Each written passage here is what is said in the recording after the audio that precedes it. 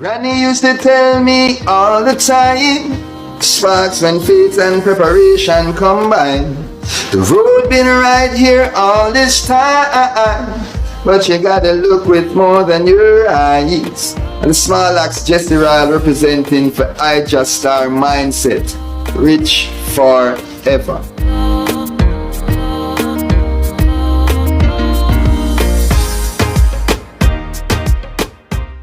No C12 tribe. They do not see Bobo. They do not see B. What do they see? They see Rastafari. So I realized that it's important that we start getting together so that when it comes to engaging with certain institutions like the state, like institutions of state, like other bodies and things like that, there would be a platform that would offer that facility. Yes. So we formed the council, and since then we've been engaged in more advocacy and we've engaged in advocacy and welfare issues to a great extent. Yeah. And if you talk about advocacy, apart from our frontline advocacy role for the decriminalization and commercial use of cannabis, we've been at the front line to the extent that on the day when Parliament passed the bill, the majority leader in Parliament actually acknowledged the role of Rastafari in the struggle to get cannabis, what you call it, legalized. At least 0.3% of THC still, but I tell people it's a step, it's the beginning of the journey, because 40 years ago, 30 years ago, 20 years ago, 10 years ago, you couldn't imagine that the Parliament of Ghana would have a conversation on cannabis. So that is one of the, for me, the highlights of our advocacy. And then advocacy for the rights of our people to wear their dreadlocks.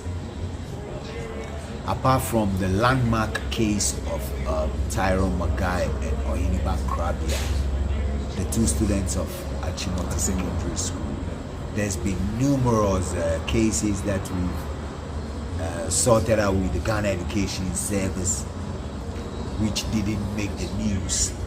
I clearly remember one. There's a brethren called Ras Courage, and he was a teacher in the Volta region, and he was teaching his subject and everything was going well. Then I think he was promoted to be head of department. Then the headmaster said, no, you head of department, Rastaman, no. And my youth was like, yo, I've been teaching duly all this time. You had no issue. So if based on my work, I've merited a promotion, you can't stand, you can't. So then he went, I think, to the education service and explained to them that this is his faith and things like that. Then they told him, well, if that's your faith, and just to bring some documentation showing that. And so he approached the council, and we duly wrote a letter on our letterhead and dispatched it to the school, to the Ghana Education Service, and it was duly instated. There were also cases of teachers in the northern region who, I think there was one case where the youth's salary was being withheld because all of a sudden we had decided to grow dreadlocks, you know. And through the advocacy work and letter writing and engaging with GES and school authorities, we've been able to resolve a lot of those human rights issues. And then there are the welfare issues where within our small remit, we assist certain families and individuals in time of need through financial and what you call it support. Then I think the last big one I'll say before, because there's a lot of few here and there, but let me say this last big one, what you call it, the Women's Commission of the Council is doing brilliant work. Nearly every 2nd November and 23rd July, they would do an outreach to a community. I think the last thing they did, they registered over 500 women and children onto the NHIS. You understand? And that was awesome. Then they also did, along with the registration, they did health screening for them.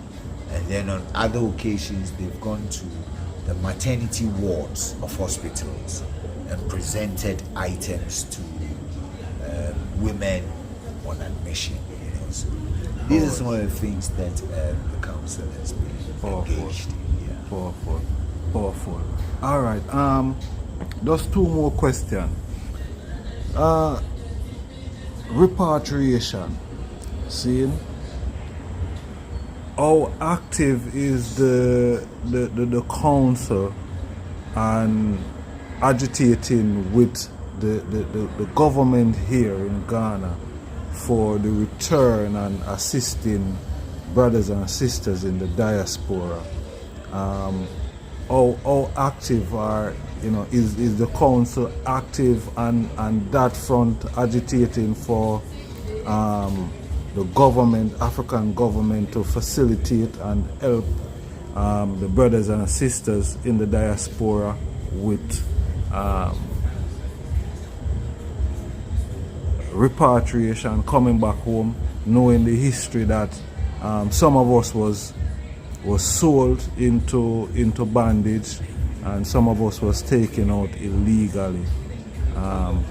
What's your thoughts and what's the council is doing, if the item is doing anything at all? Good. Now, so a lot of times I tell people that it's exciting to realize that Ghana as a nation is waking up to the need to welcome our brothers and sisters from the diaspora.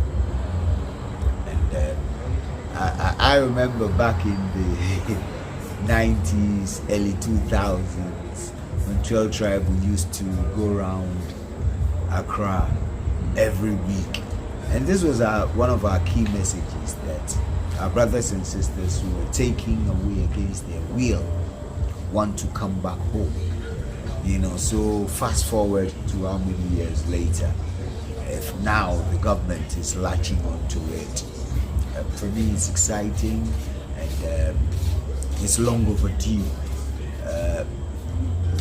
Ambassador Frankai, may his soul rest in peace, used to say that when Rastafari was advocating natural liberty and ital eating and things, society were mocking.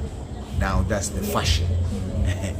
Healthy living, vegetarian eating, veganism, ital.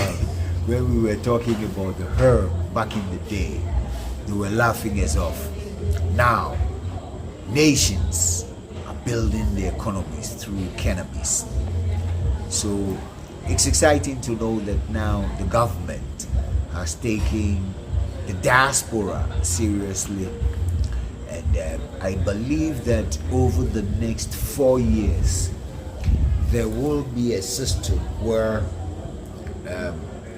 once you're a diaspora and you come through to the airport, you get automatic 2 years. Then after that, within that time, they will then look at your application for stay and all those things. But they will give you a 2-year visa, where that means you can stay for 3 months and go back and come back, and within those 2 years.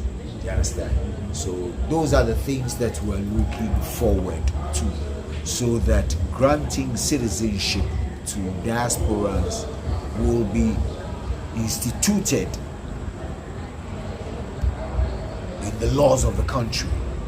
You know, so it's part of what our laws are according to Parliament, that anybody from the diaspora, just like in South Africa, if you're a black American, if you have an American passport, you automatically listen to South Africa. Do you understand? And just like Rwanda has said, if you're an African, regardless where you are from, and you have your passport, you don't need visa to come to Rwanda. So that's the kind of regime we're looking forward to here, where once you come from the diaspora and you reach here, it's open doors for you. Yeah. Yes, I. Yeah, man. Yeah, well, that is interesting to know. That is the, you know, the way things are being looked at in terms of aiding, you know, ones that are stuck in the West and want to come home. My final question to the eye. How do you see Gavism here? I know that past President Kwame Nkrumah was a stern Gaviite, that he even put the black star in the flag of the Ghanaian red, gold and green independence 1957. Talk to me about you know, Gaviites here in Ghana. So, according to historians, the Negro speaks. The publications of Marcus Garvey were subscribed to here in Ghana from them time, in real time. So there's been an awareness of Garveyism in Ghana. And as we speak, there are a few, I think, I know of a few, branches of UNIA. At least when Dr. Julius Garvey was in town, there was some activation in that regard. And there is a number of, Garveyite organizations here. Even for us as the Rastafari Council, we initiated a Black Star Line cooperative credit union. Yeah, we initiated a Black Star Line cooperative credit union about the black empowerment thing. Hit the rocks, we're working on seeing if we can revive it. But like I'm saying, Garveyism and the teachings of Garvey is deeply entrenched in Ghana. Beyond what Nkrumah did.